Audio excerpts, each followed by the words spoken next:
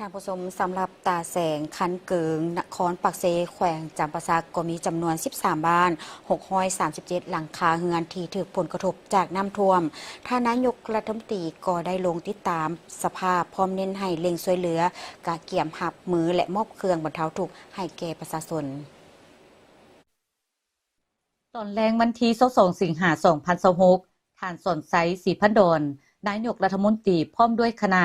ได้ลงติดตามกวดกาสภาพพื้นที่น้ำท่วมและมอบเครื่องช่วยเหลือบรรเทาทุกข์ให้แก่ประชาชนที่ถูกผลกระทบจากภัยน้ำท่วมอยู่ตาแสงคันเกิงนครปากเซแขวงจำปาสัก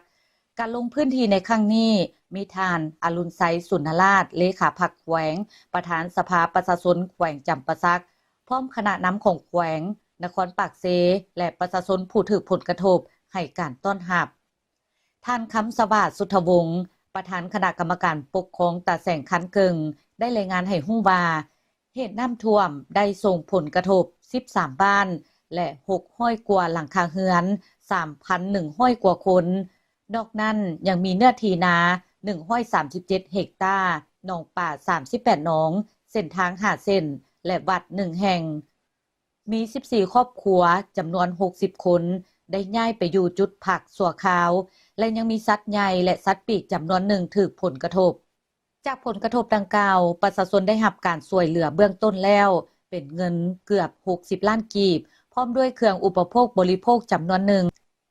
ในโอกาสนี้ท่านนายกรัฐมนตรีได้พบปะอบรมและแสดงความสมเสยต่อองค์การปกครองทุกขั้นที่ได้เบิ่งแย้งและช่วยเหลือประชาชนอย่างว่องไวและทันการพร้อมทั้งแสดงความเป็นห่วงเป็นใยต่อชีวิตการเป็นอยู่ของประชาชนผู้ถูกผลกระทบ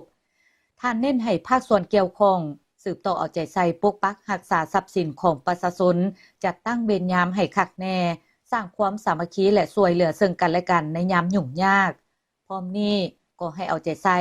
รักษาสุขอนามัยอยู่จุดพักเซาสัวขาวและให้แพทย์หมอติดตามเบิ่งแยงสุขภาพของประชาชนอย่างใกล้ชิดสืบต่อติดตามและแก้ไขความยุ่งยากต่างๆให้ประชาชนให้ติดตามสภาพดินฟ้าอากาศและระดับน้ำอย่างใกล้ชิดการเตรียมความพร้อมรับมือกับความเสี่ยงต่างๆที่อาจจะเกิดขึ้นให้ทันการจากนั้นท่านนายกรัฐมนตรีก็ได้มอบเงินเครื่องอุปโภคบริโภคยาและอุปกรณ์การแพทย์จำนวนหนึ่งให้แก่องค์การปกครองแขวงจำปาสักเพื่อนำไปช่วยเหลือบรรเทาทุกข์ประชาชนและแก้ไขผลกระทบจากภัยน้ำท่วมให้กลับคืนสู่สภาพปกติโดยไว